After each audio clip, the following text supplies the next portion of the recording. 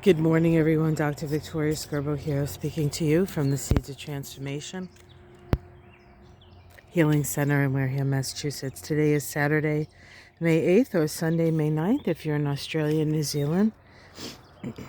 Happy Mother's Day in Australia and New Zealand. If you guys celebrate that, I imagine you do. It's kind of an odd question for myself, right? Today the moon is in Aries all day.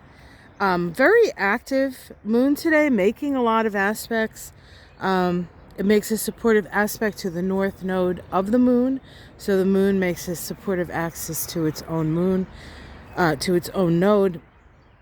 That stimulates conversation and also stimulates the ability to bring forth wisdom from the past.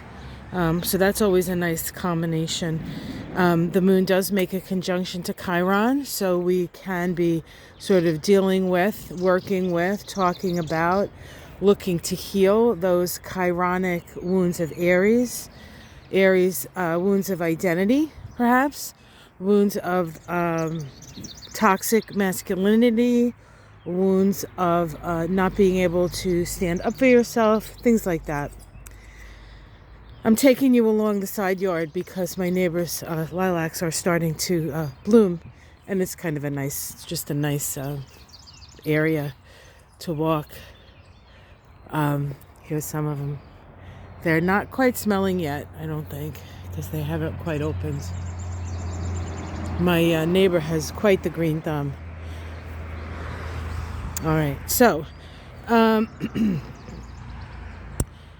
as far as the moon continues, the moon does make a sextile to Saturn today as well, which helps to bring structure into our interactions and sort of working on and being proactive in creating those structures in our lives that help support us in our new relationship to the rest of the world, Saturn and Aquarius. And we also have today Venus making a square to Jupiter. Venus-Jupiter square. This is occurring at 30 degrees of Taurus for Venus and 30 degrees of Aquarius for Jupiter. This week, Jupiter is going to exit Aquarius for a bit and then move into Pisces, which will be nice, I think. But before it goes and before Venus changes signs, later today, it makes that square to Jupiter. This is a first quarter crisis in action square. And so we are taking an action on expanding those things that are important to us, expanding our values. Jupiter can be a little bit of generally it's a great vibration, it's a great energy, but it can sort of bring up exaggeration and going a little too far. So probably one of the worst things you can do, if there's such a thing, with Venus square Jupiter is eat too many sweets. You'll often read that. So be careful about how many goodies you're ingesting today, because your tendency will be to kind of go overboard on that. So here we have the white lilacs in my yard. Those always seem to bloom first. And then this is the view to the front door of the office. And again, hopefully my neighbor doesn't mind, but I'm going to show you her yard because she's quite the gardener. Plus her boyfriend is always mowing. Doesn't happen very often over here. But I like to keep the grass a little bit high. But it looks like I am going to have to get in there and mow at some point. So, oh, yay. All right, so is that it, folks? Oh, almost. Venus today ingresses into Gemini. So both Mercury and Venus are now in Gemini. Of course, the north node of the moon is in Gemini. So having Venus in Gemini and the ruler of the north node, Mercury, in Gemini, really does stimulate conversation, really does stimulate, being out there and talking it over. It's important. Not arguing necessarily, but bandying ideas about perhaps I'm going to bring you over here to my bleeding heart because it's still blooming. Still working on fixing this little area here, but there is the bleeding heart. Isn't it cute? I love bleeding hearts. This is a white one. Usually you see the pink ones, but I think the white one is so sweet. I got that last year, and it seems to be doing well over here. Don't think it likes a lot of sun. I think it likes part shade. So maybe I'll get a pink one this year. Always trying to expand the garden. And then over here, you can't really, it's not too exciting yet, but my peonies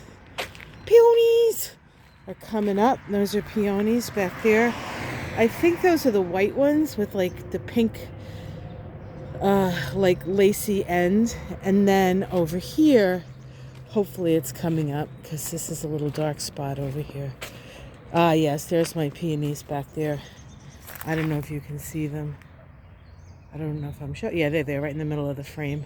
Those are a bright pink, beautiful.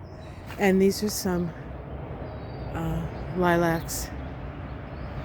We had heard that the woman who used to own this property had lilacs there.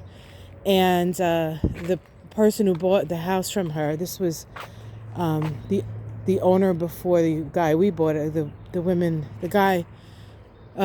couple that we bought the house from. He pulled them all out, and she loved them. So one Mother's Day, we picked up some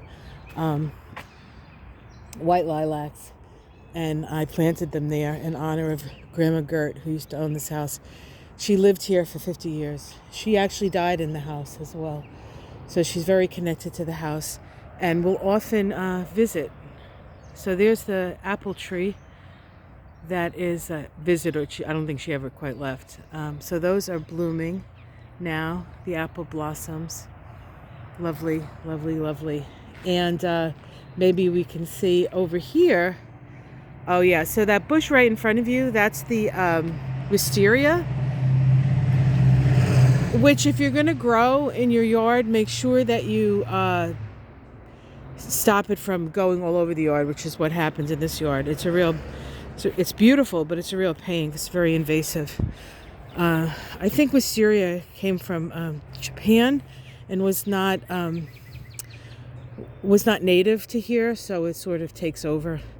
But it doesn't look like much yet. But all of this here, all of these are flowers, and so it is going to be spectacular, I think, this year. It takes a long time for the flowers to grow too. You have to have it a number of years before you see flowers. And then up there you can see the maple tree, and right to the right, above the maple tree, that's also a dogwood that is grown wild in our little spot there in the middle of the yard. And then if you go over here, hopefully I can keep well, I guess you're seeing the garbage. Trying to do this without you seeing the garbage. Oh, there we go. You can see that the dogwood is blooming there. So that's what's going on in the yard. I know you guys like to see. There are a couple of things just laying around the yard that need to be moved.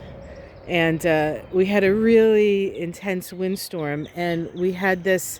All right, I'm going to show you because it's the elephant in the yard. This is our old grill, and it was just standing up here upright, and we had all this wind, and it blew it over, and we haven't taken it out of the rose bush yet, but we will. That won't be there for too much longer. And there we have our beautiful fountain, right? All right, let's do a little pruning around here. We have some peonies in here and some roses, but we also have some very invasive honeysuckle. So I like it because it smells great, but I do have to keep a close eye on it and cut it away while the other plants are growing, because they won't grow if they can't get any light, and the honeysuckle strangulates it. And there's the side, there's my office door. And I'll show you the table. It's almost done. I'm now working on Sagittarius I'm going to pull it out here. I have it under the table just in case it rained. Ugh, here we go. Oh, sorry. I think you're looking at it because I'm looking at it, but you're not. So we see we have everything done, except for Sagittarius, which is the one I'm working on right there. The blue and purple is very Sag to me. Little green. Sagittarius rules the wild places. So it's good. I like it. You know, it's an experiment. And it's been fun. It's been fun. I wonder when I finish it what I'm going to do. Well, I should probably do some paperwork. Because I hate that stuff. I love this stuff, right? All right, guys. Have yourself a great day. Much love. Take care.